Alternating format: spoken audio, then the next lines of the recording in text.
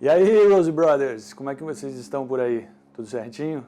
Hoje a gente vai conhecer o principal movimento cinematográfico da Itália. Ele contribuiu e influenciou fortemente o cinema mundial e diversos outros movimentos. Sabe quem é? O neorrealismo italiano.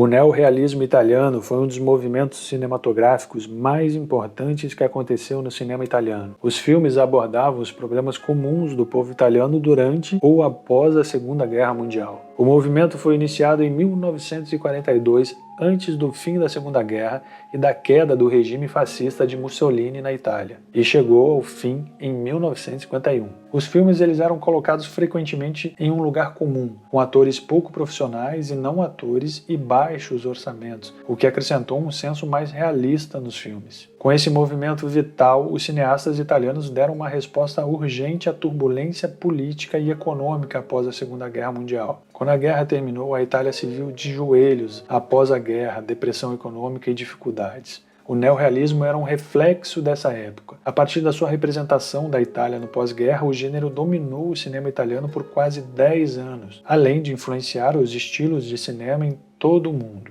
O neorrealismo era uma mistura de técnicas tradicionais e novas, amplamente moldadas pela guerra e suas consequências disso. Um número relativamente pequeno de cineastas abraçou o gênero e a maioria deles trabalhou nos filmes um do outro. Os mestres do neorrealismo italiano foram Michelangelo Antonioni, Gianni Puccini, Giuseppe de Santis, Vittorio De Sica, Federico Fellini, Roberto Rossellini, Luchino Visconti e Cesare Sabatini. Os nomes mais conhecidos entre esses diretores são Fellini e Rossellini, co-roteiristas de Roma Cidade Aberta, dirigido por Rossellini em 1945. Acredita-se que esse seja o primeiro e mais influente filme neorrealista de todos. Um dos desejos comuns dos cineastas neorrealistas era mostrar a realidade da vida na Itália após a Segunda Guerra Mundial. Essa realidade era dura por muitas razões, a maioria delas relacionadas à própria guerra. A maior parte do norte da Itália foi ocupada por tropas estrangeiras até 1943 e a maioria do território italiano foi bombardeada durante todo o conflito. Roma sofreu o impacto dos atentados em várias ocasiões e em 1943 foi ocupada pelos nazistas. Depois da guerra, o país inteiro, particularmente as cidades, estavam em frangalhos física e economicamente. Pobreza, desemprego e raiva faziam parte da vida cotidiana. Muitos italianos se sentiram desprezados, tanto em suas circunstâncias atuais quanto na falta de oportunidade para qualquer tipo de melhoria em suas vidas. Os filmes neorrealistas capturaram esse desespero, em particular o sentimento de que o futuro parecia mais sombrio do que esperançoso para muitos. Por conta disso, outra característica comum desses filmes é o final infeliz. Não haveria uma solução fácil ou uma jornada segura em direção à estabilidade e à prosperidade para os italianos, e os filmes refletiam isso em narrativas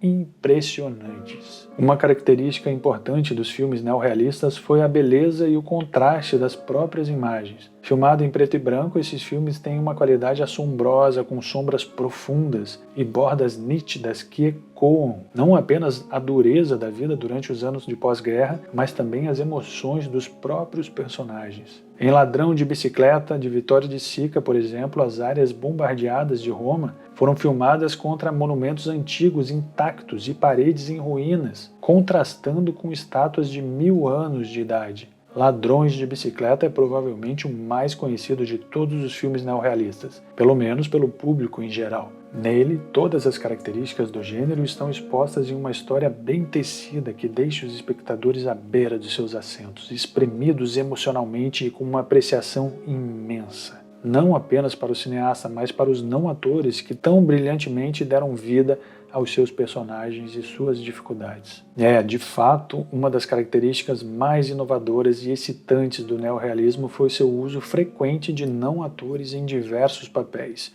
incluindo papéis principais. Performances brilhantes de italianos cotidianos contribuíram para a sensação realista do neorrealismo, assim como a prática de filmar em locações ao ar livre e em restaurantes, empresas e edifícios residenciais. Um movimento nascido tanto do humor quanto dos recursos. O neorrealismo surgiu em uma época em que o humor era desilusão e a falta dos recursos exigia novos níveis de astúcias de seus participantes. O principal estúdio de cinema da Itália, Cinecittà, havia sido bombardeado pelos aliados, presumivelmente depois de assistir a algum dos filmes fascistas de Mussolini. E então, diretores como Roberto Rossellini e Vittorio De Sica tomaram as ruas, usando a iluminação disponível, atores não profissionais e equipamentos mínimos para captar histórias de pessoas humildes. Liderado por Obsessão, de 1943, de Luchino Visconti, baseado em um thriller policial de James M. Cain, o movimento continuou a florescer muito depois de Benito Mussolini ir embora e a sua censura ter sido suspensa.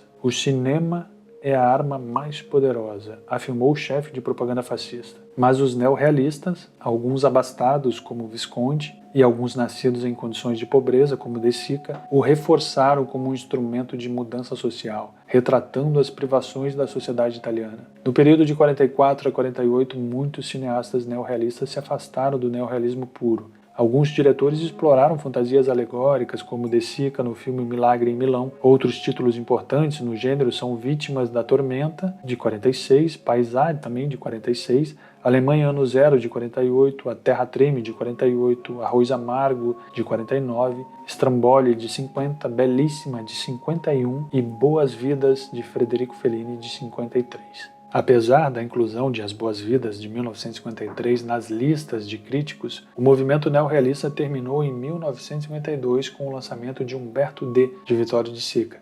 E a situação econômica italiana começou a melhorar, o país estava sendo reconstruído e muitos italianos começaram a trabalhar com temas mais felizes e diferentes estilos de filmes. Com os filmes americanos se tornando popular por todo o mundo, inclusive fortemente na Itália, um novo estilo italiano começou a surgir. Pois é, o neorrealismo como um estilo de filme italiano pode ter tido um curto reinado, mas a sua influência se espalhou pelo mundo. Os ecos podem ser encontrados nos filmes noir americano no final da década de 40 e início da década de 50, bem como no desenvolvimento da novela vague e do cinema novo.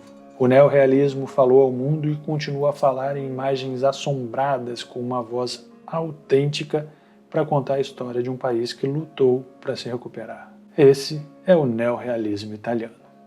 E assim a gente termina mais uma bela viagem pela Itália com um dos cinemas mais bonitos do mundo, minha gente. Então fiquem ligados com a gente para aprender muito mais sobre o cinema mundial. Sabe por quê? Porque Rosebud Club é feito de cinéfilos para cinéfilos. Até já!